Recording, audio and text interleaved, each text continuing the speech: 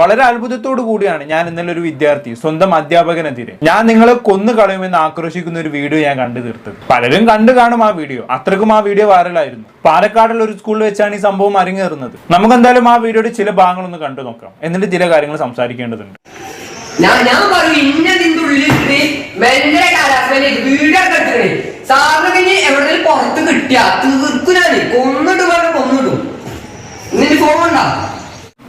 എന്താ ഇതിനൊക്കെ പറയാം? സിനിമയിലെ നായകന്മാരൊക്കെ പറയുന്ന ആറ്റിറ്റ്യൂഡിലാണല്ലേ ചെക്കന്റെ ഡയലോഗ് അടി. പുറത്ത് കിട്ടിയാൽ ഞാൻ നിങ്ങളെ കൊന്നിടുന്നൊക്കെയുള്ള രീതി. ഇതൊക്കെ കാണുമ്പോൾ ഞാൻ ആലോചിക്കുന്ന അതല്ലേ, എങ്ങനെയാണ് ഇവന് സ്വന്തം അധ്യാപകനെതിരെ ഇങ്ങനെയൊക്കെ സംസാരിക്കാനുള്ള ധൈര്യം കിട്ടിയെന്നുള്ളതാണ്. എന്തൊക്കെയായാലും ഇതൊന്നും നമുക്ക് ഒരു തരത്തിലും ന്യായീകരിക്കാൻ പറ്റില്ല അല്ലേ. അമ്മാതിരി വർത്താനാണ് ഈ പയ്യൻ പറയുന്നത്. എന്തായാലും അവിടെ നിന്ന് മറ്റൊരു അധ്യാപകൻ പകർത്തിയതാണ് ഈ ദൃശ്യങ്ങളെല്ലാം. ഒരു 3-4 ദിവസം മുമ്പേ പകർത്തിയ ദൃശ്യങ്ങളാണ് ഇതെല്ലാം. എന്തിനായിരുന്നു ഈ പയ്യൻ അധ്യാപകനെതിരെ കൊലവിളി നടത്തിയെന്നുള്ളത് ഈ വീഡിയോ കണ്ടപ്പോൾ തന്നെ നിങ്ങൾക്ക് മനസ്സിലായി കാണുമല്ലോ. ഈ പയ്യൻ സ്കൂളിലേക്ക് മൊബൈൽ ഫോൺ കൊണ്ടുവന്നു. അല്ലെങ്കിൽ ഈ സ്കൂളിലേക്ക് മൊബൈൽ ഫോൺ ഒന്നും അലൗഡ് അല്ലല്ലോ. അത് ഈ അധ്യാപകൻ പിടിച്ചു. ആ മൊബൈൽ ഫോൺ തിരിച്ചു തരാൻ വേണ്ടിയിട്ടാണ് ഈ ആക്രോശങ്ങളും കൊലവിളിയൊക്കെ. എന്നിരുന്നാലും ഇതിന്റെ ഇടയിൽ കൂടി ഈ പയ്യൻ പറഞ്ഞൊരു വാക്ക് നിങ്ങൾ ശ്രദ്ധിച്ചു കാണും. നിങ്ങൾ എന്നെ ഇതിനുള്ളിലിട്ടും എന്തെങ്കിലും ഹറാസ് ചെയ്തു എന്ന് ഞാൻ പറഞ്ഞു വരുത്തുമെന്ന് അല്ലെ. ശരിക്കും പറഞ്ഞാൽ അതായിരുന്നു ഈ പയ്യന്റെ പ്ലാൻ. ഈ വീഡിയോ ആ മറ്റൊരു അധ്യാപകൻ പകർത്തിയിട്ടില്ലായിരുന്നെങ്കിൽ ഇവിടെ പുറത്തു വരുന്ന വാർത്ത മറ്റൊന്നായേനെ. ഈ പയ്യൻ ഭീഷണിപ്പെടുത്തിയ പോലെ അങ്ങ് പറഞ്ഞു വരുത്തും. അതോടെ പിന്നെ വരുന്ന വാർത്ത എന്തായിരിക്കും? സ്കൂളിലേക്ക് മൊബൈൽ കൊണ്ടുവന്ന വിദ്യാർത്ഥിയെ അധ്യാപകർ എല്ലാവരും കൂടി ചേർന്ന് മാനസികമായി പീഡിപ്പിച്ചു എന്ന്. പിന്നെ എല്ലാവരും കൂടി ഈ അധ്യാപകരുടെ മെക്കെട്ടായിരിക്കും കയറുക. ഭാഗ്യത്തിന് എന്തോ അങ്ങനൊന്നും സംഭവിച്ചില്ല. എന്തുകൊണ്ടും മറ്റൊരു അധ്യാപകൻ ഇങ്ങനെ ഒരു വീഡിയോ പകർത്തിയത് നന്നായി. ഇല്ലായിരുന്നെങ്കിൽ ഈ പയ്യന് പകരം ഇന്ന് ഈ അധ്യാപകരായിരിക്കും ഏറി കയറിയിട്ടുണ്ടാവാം. എന്തായാലും ഈ സംഭവത്തിന് ശേഷം ഈ പയ്യനെ സ്കൂളിൽ നിന്ന് സസ്പെൻഡ് ചെയ്തു എന്നാണ് അറിയാൻ കഴിഞ്ഞത്. അതെന്തായാലും നന്നായി. ഇനി ആ പയ്യനെ വല്ല ബോർഡിംഗ് സ്കൂളും കൊണ്ടുപോയി ചേർത്തുന്നതായിരിക്കും നന്നാവുക. ഇങ്ങനെയുള്ള സ്കൂളിലൊന്നും ഇത്തരം കുട്ടികളെ ദയവ് ചെയ്ത് പഠിപ്പിക്കാതിരിക്കുന്നതാണ് നല്ലത്. മറ്റൊന്നും കൊണ്ടല്ല, അധ്യാപകർക്ക് മര്യാദയ്ക്ക് ജീവിക്കാൻ വേണ്ടിയിട്ടാണ്. സമൂഹത്തിൽ വന്നൊരു മാറ്റം നോക്കണമെങ്കിൽ പണ്ടൊക്കെ ആണെങ്കിൽ അധ്യാപകരെ പേടിച്ചുകൊണ്ടായിരുന്നു കുട്ടികൾ സ്കൂളിൽ പോയിക്കൊണ്ടിരുന്നത്. എന്നാൽ അപ്പൊ കാര്യങ്ങൾ നേരെ തിരിഞ്ഞ് കുട്ടികളെ പേടിച്ചുകൊണ്ടാണ് ഇപ്പൊ അധ്യാപകർ സ്കൂളിൽ പോയിക്കൊണ്ടിരിക്കുന്നത്. കാലഘട്ടത്തിന്റെ ഓരോരോ മാറ്റങ്ങൾ. എന്തായാലും ഇതുമായി ബന്ധപ്പെട്ടുള്ള ന്യൂസുകൾക്ക് താഴെ പല രീതിയിലുള്ള കമന്റുകൾ വന്നിട്ടുണ്ടായിരുന്നു. അതിലൊന്ന് 2 കമന്റുകൾ ഞാൻ വായിച്ചുതരാം. അധ്യാപകർക്ക് വടിയെടുക്കാനും ആവശ്യത്തിന് അടിക്കാനുമുള്ള അധികാരം കൊടുക്കണം. അതൊരു പരിധിവരെ നമുക്ക് അംഗീകരിക്കാം അല്ലെ. പക്ഷെ പണ്ടത്തെ പോലെ ഈ തൊട്ടതിനും പിടിച്ചതിനും ഒക്കെ അധ്യാപകർ വടിയെടുക്കുന്നതിനോട് എനിക്ക് ഒട്ടും യോജിപ്പില്ല. പണ്ടത്തെ അധ്യാപകരുടെ സമീപനം എന്തായിരുന്നു? അവരെല്ലാ തരം ഫ്രസ്ട്രേഷനും തീർക്കുന്നത് ഈ കുട്ടികളുടെ മേലായിരിക്കും. അവരെന്തെങ്കിലും ചോദ്യം ചോദിച്ച് അവർ ഉദ്ദേശിക്കുന്ന ഉത്തരം കിട്ടിയിട്ടില്ല എന്നുണ്ടെങ്കിൽ പൊതിരെ തല്ലുക, തൊട്ടതിനും പിടിച്ചതിനും ഒക്കെ അടിക്കുക. ഇതൊക്കെയായിരുന്നു പണ്ടത്തെ അധ്യാപന രീതി എന്ന് പറയുന്നത്. പണ്ടൊക്കെ ഈ പഠിപ്പിക്കുന്ന കുട്ടികളുടെ ചന്തയിൽ വര വീഴ്ത്തിയിട്ടില്ല എങ്കിൽ ഒരു അധ്യാപകനാകില്ല എന്നുള്ളൊരു ചിന്തക്ക് ഉണ്ടായിരുന്നു പലർക്കും.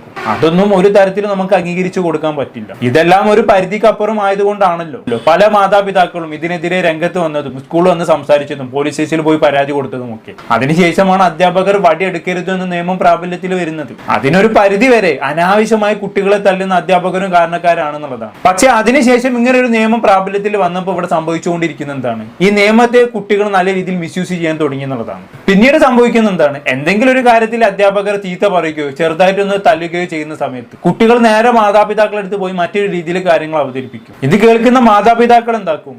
രണ്ടാമതൊന്നും ചിന്തിക്കാതെ എടുത്തോ പിടിച്ചോ എന്നും പറഞ്ഞ് സ്കൂൾ കൊണ്ടുപോയി പ്രശ്നം ഉണ്ടാക്കും. പോലീസ് സ്റ്റേഷനിൽ കൊണ്ടുപോയി കേസ് കൊടുക്കും. പിന്നെ അധ്യാപകർക്ക് പോലീസ് സ്റ്റേഷനിൽ കയറിറങ്ങേണ്ട അവസ്ഥ വരും എന്നുള്ളതാണ്. ഇങ്ങനെ പല മാതാപിതാക്കളും ചെയ്യാൻ തുടങ്ങിയതോടെ ഇപ്പം പല അധ്യാപകരും ചിന്തിക്കുന്ന എന്താണ്? കുട്ടികൾ എന്തെങ്കിലും കാണിച്ചു കൂട്ടിക്കോട്ടെ, ഇടപെടാൻ പോകണ്ട, നമുക്ക് നമ്മുടെ ജീവനാണ് വലുത് എന്നുള്ളതാണ് അല്ലെ. അതോടെ പല അധ്യാപകരും കുട്ടികളെ പുസ്തകത്തിലുള്ള പാഠങ്ങൾ മാത്രം പഠിപ്പിച്ച് വീട്ടിലേക്ക് തിരിച്ചു പോകുന്ന ഒരു അവസ്ഥ വന്നു എന്നുള്ളതാണ്. അതും ശരിക്കും ഡേഞ്ചർ ആയിട്ടുള്ള ഒരു അവസ്ഥ തന്നെയാണ്. കാരണം ഇന്നത്തെ കാലത്തെ അധ്യാപകർ ഇങ്ങനെ ഒരു സമീപനം സ്വീകരിക്കുന്നതോടെ കുട്ടികൾക്കും അധ്യാപകർക്കും ഇടയിലുള്ള അധ്യാപന മൂല്യം നഷ്ടപ്പെടുന്നുണ്ട് എന്നുള്ളതാണ്. കാരണം ചെറിയ പ്രായത്തിലെ കുട്ടികൾക്ക് ഏറ്റവും കൂടുതൽ ആവശ്യം ഗൈഡൻസ് ആണ്.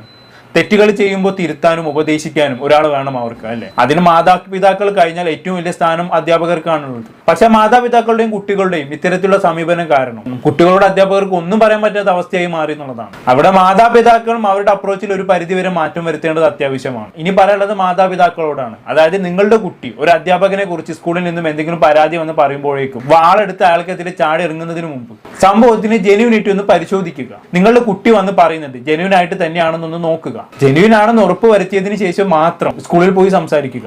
അതല്ലാതെ തൊട്ടതിനും പിടിച്ചതിനും ഒക്കെയാണ് അധ്യാപകർ ഉപദേശിച്ചതെങ്കിൽ, ചെറുതായിട്ടൊന്നും തല്ലിയതെങ്കിൽ ആ മക്കളെ കാര്യങ്ങൾ പറഞ്ഞ് മനസ്സിലാക്കുക. എന്ന് കരുതി മക്കൾ അധ്യാപകരെ കുറിച്ച് എന്തുവന്ന് പറഞ്ഞാലും മൈൻഡ് ചെയ്യാത്ത ഒരു അവസ്ഥയും വരരുത്.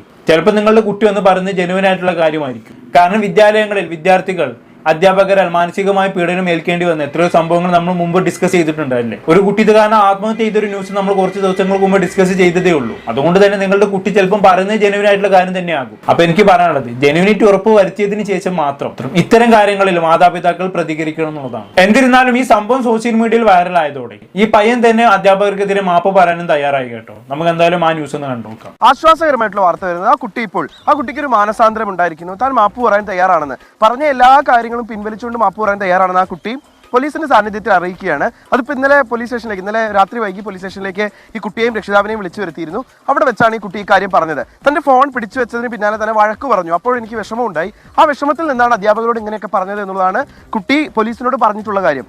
എന്തായാലും ആ പ്രസ്താവനകളെല്ലാം പിൻവലിച്ച് മാപ്പ് പറയാൻ തയ്യാറാണെന്ന് കുട്ടി പറയുന്നു. തനിക്ക് ആ സ്കൂളിൽ തന്നെ ചേർന്ന് പഠിക്കണം എന്നുള്ള ആഗ്രഹം കൂടി കുട്ടി പറയുന്നുണ്ട്. ആ കുട്ടി ഇപ്പോൾ നിലവിൽ സസ്പെൻഷനിലാണ്. ഇന്നിപ്പോൾ അടിയന്തര PTA യോഗം വിളിച്ചിട്ടുണ്ട്. ആ യോഗത്തിലായിരിക്കും കുട്ടിയെ തിരിച്ചെടുക്കണോ വേണ്ടോ എന്നുള്ള കാര്യത്തിൽ തീരുമാനം ഉണ്ടാവുക.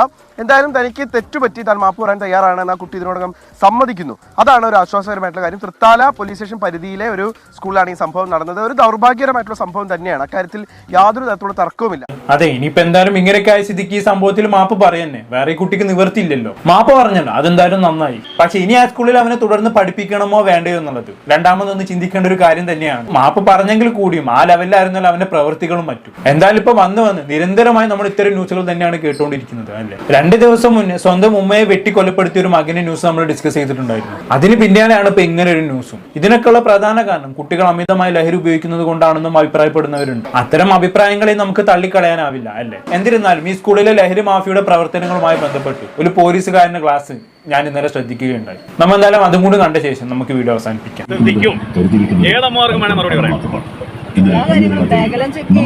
ബാഗ് ചെക്ക് ചെയ്യും, കുട്ടികളോട് അന്ന് നടന്ന കാര്യങ്ങൾ ചോദിച്ചറിയും.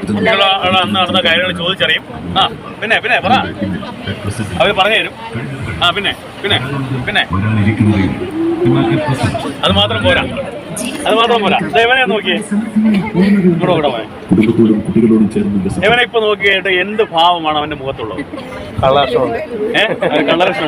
അല്ല, അവൻ എന്റെ അടുത്ത് ഇരിക്കുന്നതുകൊണ്ട് ചിലപ്പോൾ ഒരു ഭയം കാണാം. അല്ലെ, ഭയക്കേണ്ട കാര്യമില്ല. ഞാൻ അവനെ ദത്തെടുത്തിരിക്കാം. അപ്പൊ അല്ലെങ്കിൽ അവന്റെ മുഖം എന്തായിരിക്കും? ഇപ്പൊ ഒരു ചെറിയ ചിരിയില്ലേ ഉണ്ട്. ഇനി ഇവന് തലവേദനയാണെങ്കിൽ അവന്റെ അവസ്ഥ എന്തായിരിക്കും? ചോദ്യമാണ്.